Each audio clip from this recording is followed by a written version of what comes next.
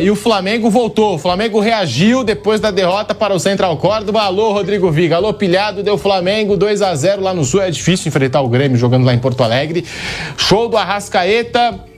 E o Flamengo, é claro, Campeonato Brasileiro nas rodadas iniciais. Campeonato Brasileiro nas rodadas iniciais, mas o Flamengo é o líder da competição com 7 pontos. E o Flamengo que venceu o Grêmio fora, venceu o Vitória fora, por enquanto 100% de aproveitamento como visitante. E esses pontos podem fazer a diferença lá na frente, Bruno Prado. Deu Flamengo, deu Mengão, 2-0 com o show do Arrasca. O Flamengo tem um time forte, né? O Flamengo vai brigar pelos principais títulos. É que sempre que o Flamengo perde, é um drama todo, né? E claro, foi uma derrota ruim, sim, para o Central Córdoba, inesperada. Mas é um time forte. O grande desafio agora é o jogo da LDU lá em Quito, né? Isso aí pode começar a dar uma enrolada no grupo da Libertadores, mas isso é coisa mais pra frente. Mas ontem uma boa vitória, o time do Flamengo é bem melhor que o time do Grêmio. O Grêmio realmente é um time que vai brigar, acho que na segunda metade da tabela. Não imagino o Grêmio entre os 10 primeiros, como ano passado já não ficou. Ano passado teve a questão também das enchentes em Porto Alegre, que atrapalhou, claro, foi uma coisa terrível para o Grêmio, para todo o estado do Rio Grande do Sul, e o Grêmio ficou sem o seu estádio por um bom tempo, mas não é um bom time, o time do Grêmio, e o Flamengo é um time muito forte.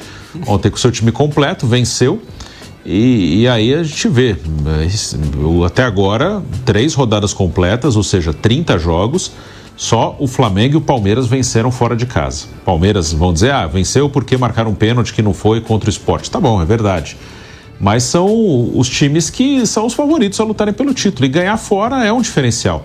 O Campeonato Brasileiro é um campeonato que não é tão fácil você ganhar fora. Você chegar em Caxias e ganhar do Juventude não é fácil. Eu tô falando dos times que teoricamente vão brigar embaixo. Você ir lá no Barradão e ganhar do Vitória não é fácil. Ganhar do Ceará no Castelão não é fácil.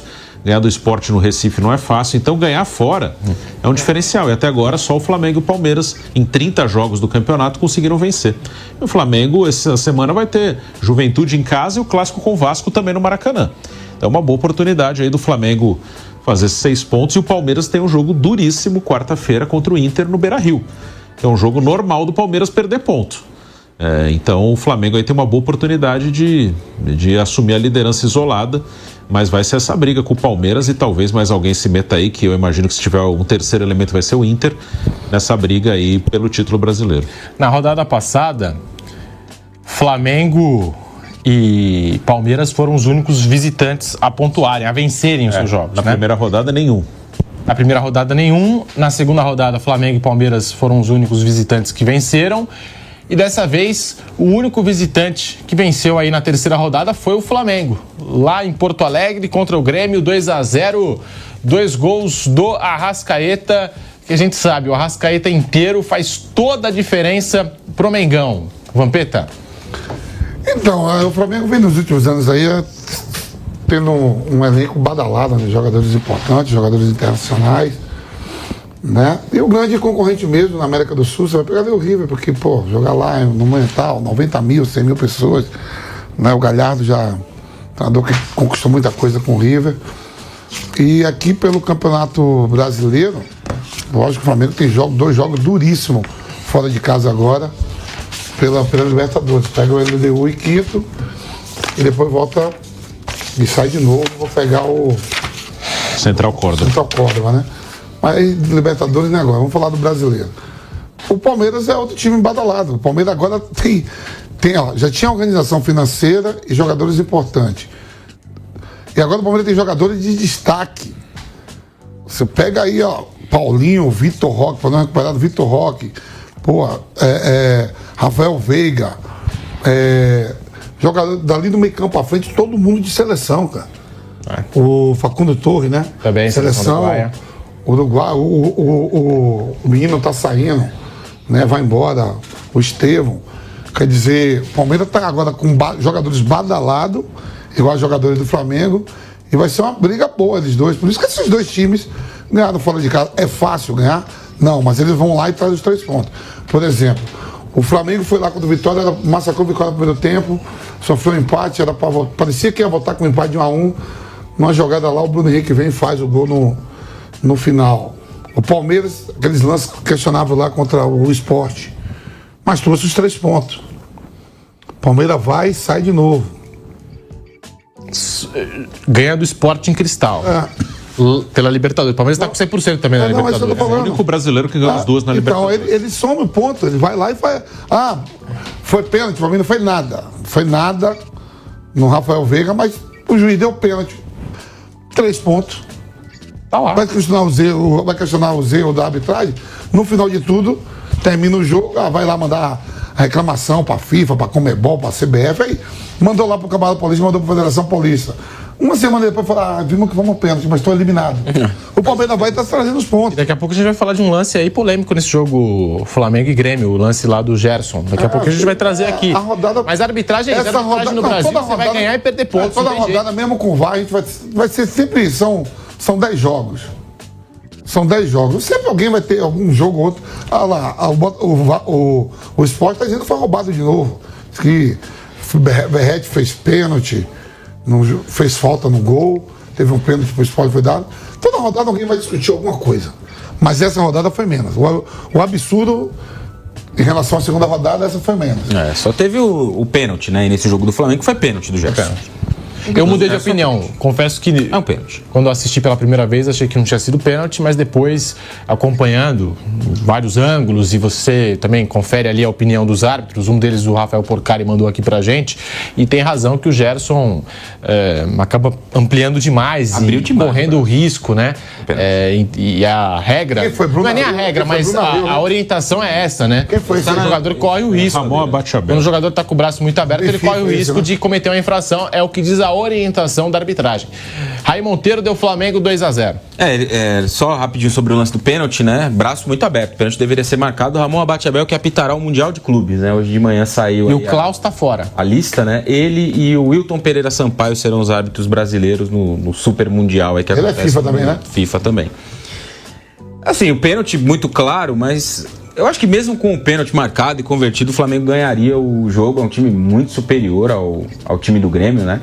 O Grêmio faz um campeonato brasileiro bem ruim até aqui. Aí o lance do pênalti, né, no cruzamento que vem, o Gerson tá com o braço muito aberto. O pênalti deveria ter sido marcado ali, se ele não viu, no momento ali, no tempo real, né, a velocidade real do lance, deveria ter sido recomendada a revisão para que ele pudesse reinterpretar, né, mas é um lance que na imagem por trás dá para ver, né, ele abre bastante o braço dele tá completamente aberto e a bola bate no braço, então o pênalti deveria sim ter sido marcado. Pênalti, é claro. Mas acho que mesmo com o pênalti, como eu disse, a conversão, o Flamengo teria condições de vencer o jogo. O Grêmio tem um elenco também muito limitado. Aí acho que não é só a questão do trabalho do treinador, não, que chegou há pouco, está tentando se adaptar aí numa realidade que ele não conhece, nunca trabalhou no futebol brasileiro. É um técnico que trabalhou em vários clubes da América do Sul. Foi campeão em vários, né? Equador, Argentina, foi campeão argentino com o Vélez na temporada passada. Mas assim, o elenco que o Grêmio tem é um elenco de meio de tabela, um elenco de brigar ali contra o rebaixamento, se encaixar um time bem organizadinho, mais consistente, talvez ficar ali entre os 10 primeiros, mas não tem time pra muito mais do que isso. Tem que ser sincero, tem que falar a verdade pro torcedor. Não adianta olhar pra esse time e falar, não, o Grêmio pode brigar pelo G4, o Grêmio pode brigar pelo título do Campeonato Brasileiro. Não pode, não tem time pra isso, não tem elenco pra isso. Não tem essa possibilidade esse time do Grêmio. Estreia do Grêmio contra o Atlético Mineiro, o Grêmio vence o jogo, mas como foi? O Volpi foi o melhor em campo, fez umas 8 defesas. Não fosse a falta de pontaria do Atlético Mineiro naquela ocasião, o Galo teria ganhado aquele jogo. Segunda rodada do Grêmio no Campeonato Brasileiro, até me esqueci aqui o jogo que foi. Ceará fora, perdeu o jogo no Castelão até com alguma facilidade, né? O jogo foi 2-0 aí pro Ceará, que dominou o jogo e venceu. Então, sim, é um Grêmio que tem 2 derrotas em 3 rodadas e o jogo que venceu foi inferior ao seu adversário. E o campeonato do Grêmio é muito esse, é tentar ser mais competitivo, tentar ser mais organizado, mais consistente e arrancar os pontinhos aqui, um pontinho ali, ser um mandante melhor, ter mais apoio da torcida. Acho que esse é um fator que a gente precisa olhar também, porque o estádio tão vazio ontem, e não estou culpando a torcida, tentando entender por que o estádio do Grêmio estava tão vazio num jogo de ontem. No jogo da estreia também estava. Distância, ingresso muito caro, quais são os fatores que contribuem para o estádio que cabe 55 mil pessoas ter 23 no jogo de ontem, domingo à tarde, um jogo contra um time grande. Então, é preciso também tentar buscar essa mobilização, seja como for, baratear um pouco o preço do ingresso, facilitar o acesso, enfim. O Grêmio precisa tentar trabalhar para ser um mandante forte dentro do Campeonato Brasileiro, para que não corra riscos, porque o elenco não oferece tantas ferramentas assim para que o Gustavo Quinteiros possa fazer um grande trabalho. Poderia ser um pouco melhor? Talvez sim, mas não sei se o Grêmio está jogando muito abaixo do que a média desse elenco permite a ele. E o Flamengo é um time que obviamente vai brigar na parte de cima, vai brigar pelo título do campeonato, 7 pontos em 2 rodadas, as 2 vitórias como visitante nesse Campeonato Brasileiro, empatou um jogo em casa num confronto direto contra o Inter. Passada a histeria do jogo de quinta-feira, né? Quarta-feira, onde o Flamengo de fato foi muito mal, jogou com um pouco de soberba aquele jogo, achou que venceria a qualquer momento, e foi muito claro que foi isso mesmo. Volta-se aí a realidade do time. Um bom jogo, uma vitória e a manutenção da briga ali na parte de cima da tabela. A gente estava acompanhando aqui os melhores momentos, é o velho problema do Flamengo. A bola é oferecida aos jogadores em boas condições para finalizar e os jogadores não conseguem balançar as redes, porque o placar poderia ter ficado mais elástico, 3-4-0 para o Flamengo, pelo volume de jogo apresentado pelo Mengão. E se der para a gente apresentar aqui de novo o lance do pênalti, que está sendo discutido, do Gerson, porque assim, no começo do lance, vocês podem reparar, a postura do Gerson, o posicionamento dele correto, perfeito, né? Ele tá recolhendo os braços. E aí, de repente, ele abre o braço, né? E aí corre o risco. Não chega a ser uma regra, mas é a orientação para a arbitragem. Eu até conferi hoje na coluna do nosso Rafael Porcari e ele destaca isso, é a orientação da arbitragem. O jogador que abre o braço dessa maneira corre o risco, sabe que pode causar uma infração no jogo, como uma penalidade. E gerou polêmica esse lance aí do Gerson, muito reclamado pelos jogadores do Grêmio, pela diretoria do Grêmio, pela torcida do Grêmio, enfim, todo mundo protestando com esse lance. Vampeta e Bruno Prado.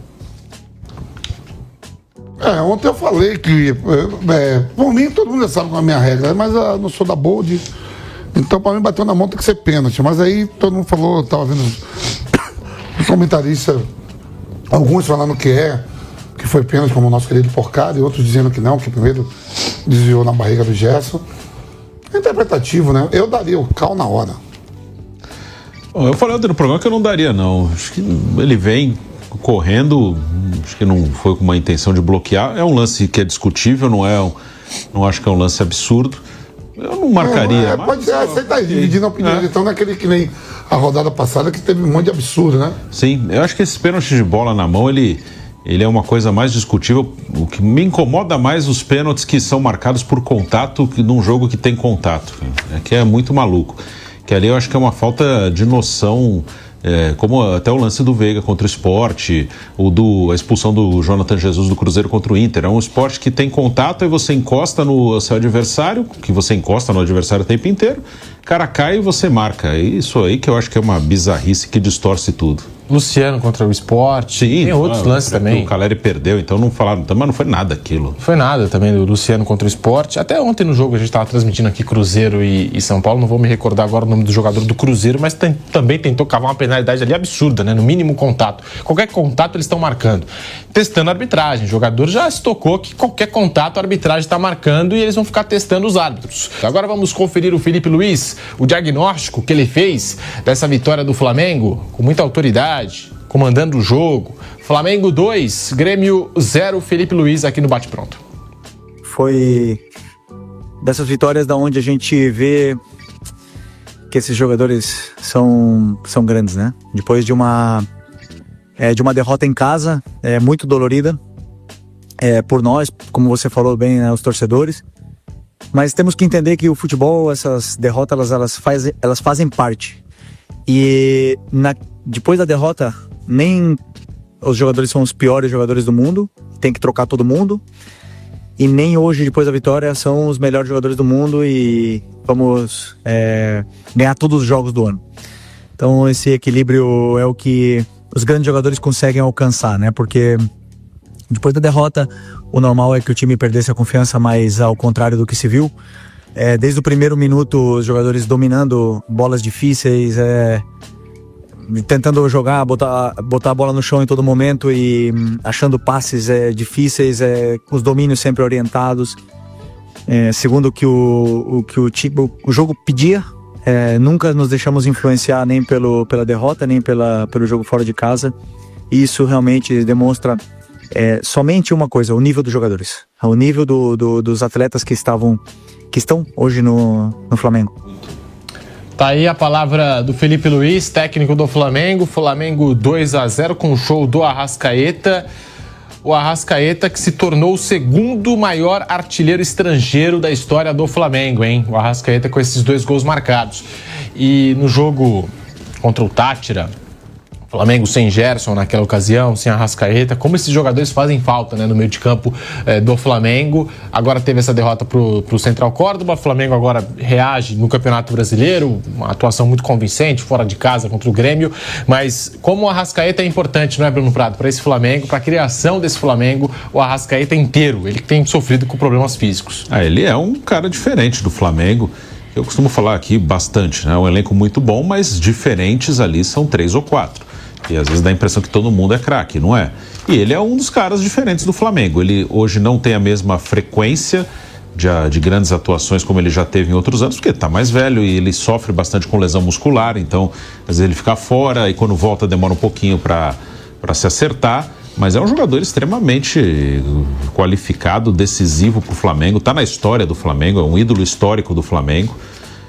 Muitas vezes tem que esperar acabar a passagem para dizer, né? Isso aí eu acho que não tem que. Eu acho que tem coisas que são muito claras, né? O Arrascaeta é um cara que está na história do Flamengo, que daqui a 10, 20, 30 anos, quando forem falar quem são os grandes ídolos do Flamengo, ele vai estar lá. Ele e vários aí dessa geração, Bruno Henrique vai estar, Gabigol vai estar. Teve os últimos anos muito controversos, mas ele vai estar como um dos grandes ídolos da história do Flamengo. O Gerson vai estar. Então o Arrascaeta está nesse grupo. Ele, contra o Vitória, semana passada, ele decidiu o jogo, fez o gol pro Flamengo. Ele fez o primeiro, né? O segundo foi do Bruno Henrique. E agora com 2 gols. Então quando ele está bem, ele é um cara que desequilibra, que faz diferença. O Arrascaeta que é o artilheiro do Campeonato Brasileiro, 3 gols ao lado do Verratti, que brilhou na vitória do Vasco por 3-1 contra o Sport Recife. Boa presença de área, um jogador que vai muito bem ali no jogo aéreo, Verratti e Arrascaeta, os artilheiros do Campeonato Brasileiro, 3 gols aí para cada. E o Felipe Luiz, nós temos, né, a palavra do Felipe Luiz, destacando o jogo do Arrascaeta, também falando como que o Flamengo deu a volta por cima depois aí dessa derrota na Libertadores, no Maracanã, para o Central Córdoba, como reagiu às críticas. Então a gente tem aqui o técnico do Flamengo, Felipe Luiz, no bate-pronto da Jovem Pan. Uma das coisas positivas, eu falei, nem tudo foi um desastre no outro dia, eu falei isso na coletiva. Uma das coisas positivas foi o Arrascaeta no outro dia, que ele jogou bem. E porém, não foi nossa noite, mas hoje sim, né? Hoje são desses jogadores que nós temos que aproveitar enquanto está aqui, porque é um jogador especial. Ele é diferente. Ele faz a diferença. E eu já falei muitas vezes, vou falar de novo, é um jogador que escolheu, um jogador desse nível, escolheu passar os melhores anos da sua carreira no futebol brasileiro. Isso nós temos que valorizar muito, tá? E vão viver momentos ruins, e vão ver cobranças, mas esse Arrascaeta aí são poucos os que pisaram aqui no Brasil. São poucos estrangeiros que pisaram no Brasil e fazem o que ele faz. Tá aí o Arrascaeta fazendo história, ultrapassou o Maestro Júnior em gols no Flamengo, tá até aqui no nosso GC. Raí Monteiro, Arrascaeta, o nome do jogo, o primeiro gol ali contou até com uma boa jogada do Flamengo, contra-ataque, né? E o Edenilson tenta cortar aquela bola e o Arrasca acaba ganhando na frente. E o segundo gol também, belo gol do Arrascaeta, artilheiro do Brasileirão, Raí. Artilheiro, né? Ao lado do Verratti, 3 gols cada um já marcou nesse Brasileirão. O Arrascaeta é um excelente jogador, né? Um dos melhores aí nessa história recente do Flamengo. Todos esses títulos conquistados de 2019 para cá, ele foi importante em todos eles, né? Junto com o Bruno Henrique, junto com o Gerson, dos que estão ainda no elenco, né? A questão aqui muitas vezes apontada em outros lugares também sobre o Arrascaeta é a questão física dele, né? É um jogador que se machuca bastante, muito frágil nesse sentido, tem dificuldades para se recuperar. Felipe Luiz até falou recentemente sobre um plano feito para ele no campeonato estadual, durante o campeonato estadual, para que ele pudesse se condicionar bem. Acabou tendo uma lesão na seleção, tem voltado agora, mas ele inteiro, bem fisicamente, é um fator determinante aí para o Flamengo em todas as disputas. Então, o ponto em relação a ele, muitas vezes é só esse, né? Porque às vezes a gente discute aqui o Arrascaeta e tal, e aí o torcedor fala, mas vocês não gostam do cara, fora, tiram ele do time, ou falam que ele não joga nada. Não é isso. Só aponta muitas vezes que ele se machuca demais e muitas vezes fica fora. Ele bem, saudável, 100%, é titular com o pé nas costas, porque é um jogador muito diferente. E tem mostrado isso nesse começo de Campeonato Brasileiro. Aqui é Flamengo, o maior do Brasil.